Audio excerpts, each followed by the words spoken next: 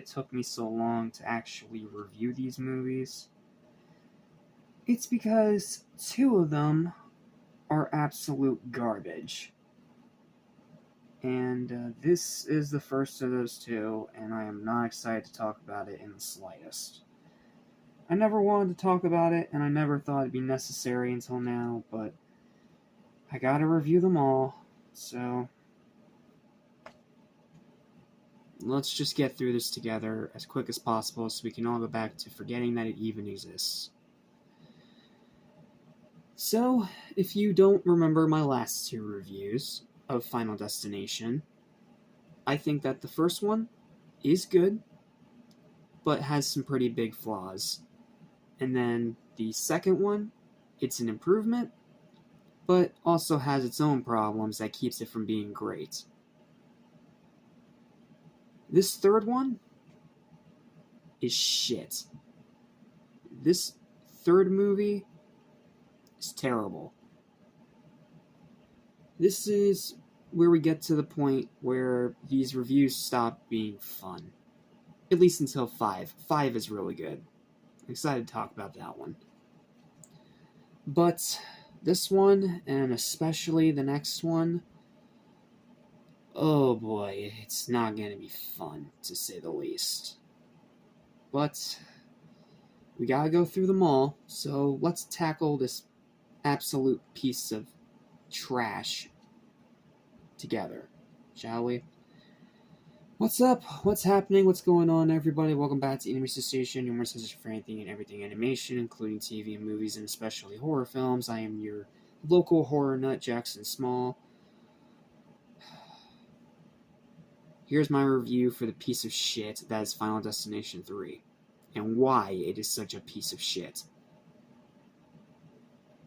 Enjoy. And as you can tell, I'm not happy.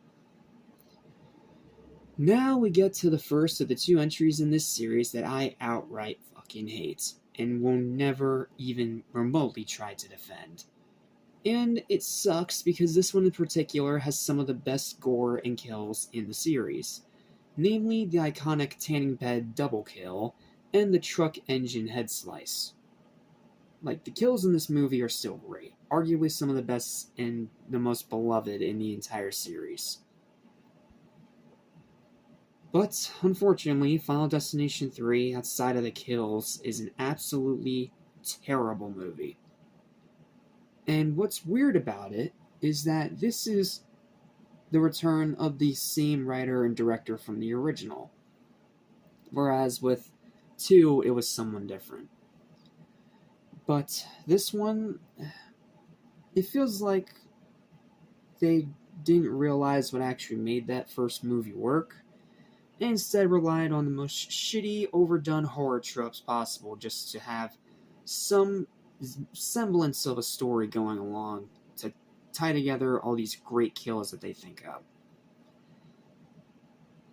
And like another franchise I'm gonna mention in a minute, it's a pain in the ass to sit through, because yes, kills are best parts of a horror movie usually, yes, but if you want your horror movie to stand out outside of being schlocky, you need characters, you need writing, and you need a story that's actually worth caring about. If your characters are shit, you're not going to have anyone invested. And you're going to have the audience just waiting and hoping for them to die, instead of having like some kind of emotional impact. It's basic movie making here, guys. Like, it shouldn't be that hard. So, yeah, I don't know what happened. But despite having the writer and director of the original Final Destination, this is still a terrible movie. That it not only pales in comparison to that movie, but also derails the entire franchise. At least, it did up until 5. Because this and the next one are some of the worst pieces of shit that I have ever seen come out of the horror genre. And if you've seen the shit that I've reviewed in the past, that's saying something. Awful characters, atrocious acting from everyone except Tony Todd, who he doesn't even get to be Bloodworth here. In this movie, he's relegated to a voice cameo as the demon of this pop-up carnival roller coaster thing. He's great in that role, and he does sound amazing as a demon, but I mean, you can't have a Final Destination movie without Bloodworth. You just can't. He may be a side character, but he is the one recurring character that people can actually get attached to. Just once again, this franchise fucking sucking ass at actually treating its legacy characters with respect. But I will say props to Mary Elizabeth Winstead for at least trying in her first ever starring role. Like, from the behind the scenes stuff I watched after watching this piece of shit again, it is clear to me that she did try her best with the material that she was given. Yes, the material she was given was fucking terrible, but she still actually tried, and was definitely better than all her co-stars, who are all just unlikable pieces of shit all the way through. Except for Texas Battle. He's okay. But yeah, the characters are awful, and the atrocious acting from everyone except Tony Todd, even despite the efforts of Mary Elizabeth Winstead. Yeah, that pretty much sinks the whole movie right there. But then you have the other problems that go on top of all that. Pathetic storytelling, painful pacing, bottom barrel writing with numerous moments of absolutely cringe dialogue that just makes you hate the characters even more, runtime that feels far longer than it actually is, and rewatchability is absolutely zero. I literally only rewatched this because of this review. Had it not been for this review, I'd just go back to forgetting it existed. This is pretty much exactly like another particularly maligned horror movie franchise, Wrong Turn. Because after the first two, it becomes a complete and utter trash fire that outside the gory kills is a massive pain in the ass to sit through. Like, yes, Wrong Turn was more stereotypical and followed more of the basic slasher beats, but it was at least entertaining. It was still fun, and the characters weren't pieces of shit. But this one, it's like those other Wrong Turn movies that came after. Like, 4, 5, Last Resort, even that weird 2021 reboot that pretty much went nowhere. It's just a pain in the ass to sit through, and I fucking hate this movie. If you like this movie, more power to you, because for some reason it is the most popular among the fan base, and it's probably just because of the kills. And if it's for that reason, fine, I can understand.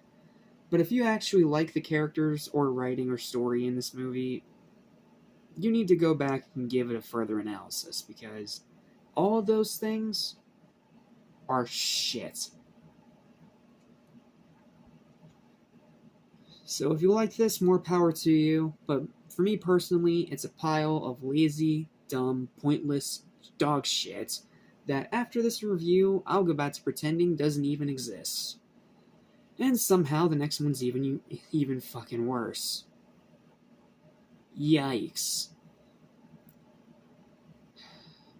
That pretty much says it all right there. Unless you're the Kills or you're Tony Todd, you are terrible in this movie. Sorry.